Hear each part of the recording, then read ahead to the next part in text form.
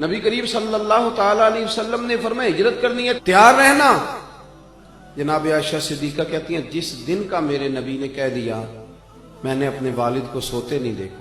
دن کے وقت تھوڑی آنکھ لگا لیتے لیکن ساری رات دروازے پہ کھڑے رہتے ساری رات. یہ ذوق ہے، یہ شوق. اور ایسا بھی نہیں کہ منٹ منٹ پہ فون کر کے پوچھا جائے کہ کدوں کو جانا ہے، ایسا بھی نہیں. آ کے پوچھا نہیں، ایک دفعہ کہہ دیا سو کہہ دیا. ابو بکر جانا ہے تیار رہنا، دوبارہ پوچھا نہیں کب جانا ہے. ابو بکر رات کو نکلنا ہے، ساری رات دروازے پہ کھڑے رہنا. ساری آپ لطف لیں اپنی زندگی کا. پیار کرنا اور کچا پکا کرنا، محبت کرنا اور کچی پکی کرنا. وہ کہہ جو دیا بات ہو جو گئی، معاملہ طے جو ہو گیا، ایک دفعہ حکم مل جو گیا. جس کو بار بار کہنا پڑے اسے تو کہہ کے بندہ کئی دفعہ تنگ ہوتا ہے، یار اتنی دفعہ کہنا پڑا تو فائدہ کیا ہو گیا. کمال تو یہ ہے کہ حکم آ گیا تو بس آ گیا. جناب ابو بکر صدیق ساری رات دروازے پہ کھڑے رہتے. یارو ذرا اس مزے کو لے کے تو دیکھنا. جس دن ہجرت کرنی تھی اللہ کے رسول صلی اللہ علیہ وسلم تشریف لے گئے.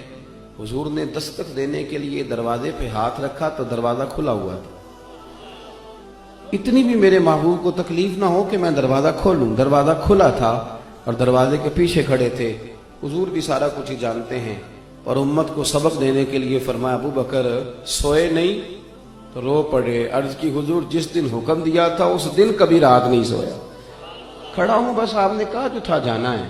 پھر کچی پکی باتیں کرنے کا کیا معنی. ساری رات کھڑے رہے، ساری رات انتظار. اور پھر دیکھو لوگ کہتے ہیں کہ ساتھ رہنے سے نا محبت کم ہو جاتی ہے، زیادہ آنے جانے سے پیار واقعی ہو جاتا ہے، اس میں شک نہیں. قدر کھو دیتا ہے ہر روز کا آنا جانا. لیکن یہ بھی اندر کا ہی معاملہ ہے. کچھ کے ساتھ آپ جتنا زیادہ رہتے ہیں اتنی محبت بڑھتی رہتی، عادت پڑ جاتی. تو حضرت ابو بکر صدیق زیادہ تشریحات نہیں پوچھتے تھے. حکم اشارتاً اور کنایتاً بھی ہوتا تو بات کو سمجھ جاتے. وقفے سے ملا کرو. ان کے کان میں بھی بات گئی. 3 نمازوں میں آئے نہیں، آئے تو پیچھے پڑھ کے چلے گئے. ظہر عصر مغرب ہو گئی. حضور نے ظہر کے بعد بھی پوچھا انس ابو بکر نہیں آئے.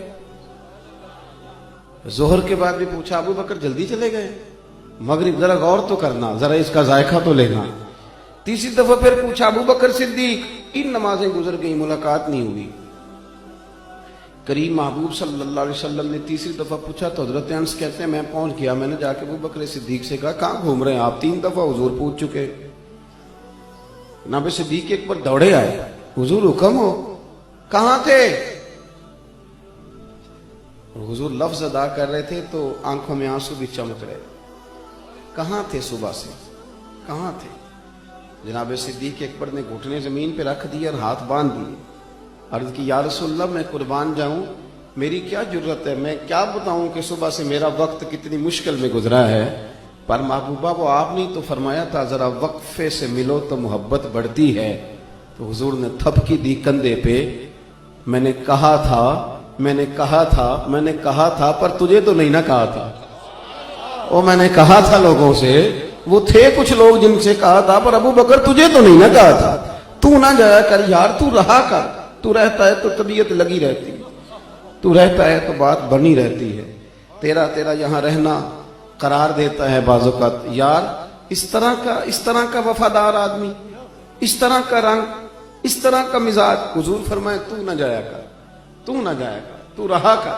میرے نبی کریم سید عالم نے سیدھا ہاتھ پکڑا ہوا ہے جناب ابو بکر صدیق کا اور دوسرے ہاتھ میں پکڑا ہوا ہے سیدنا فاروق اعظم کا ہاتھ. مسجد سے باہر نکل کے جب آئے نا حضور یوں کر کے جیسے بادلوں کے بیچ سے سورج نہیں کبھی نکل کے آتا اور کبھی چاند نہیں اچانک چمکتا تو وہ چھا جاتا ہے. حضور مسجد سے نکلے تو صحابہ کہتے ہیں دل خوش ہو گئے حضور کا چہرہ دیکھ کے. اور جب ہم خوش ہو رہے تھے نا تو حضور نے فرمایا میری اور ان کی رفاقت کو یہاں تک نہ سمجھنا. یہ جامع ترمذی میں موجود ہے. فرمایا یہاں تک نہ سمجھنا.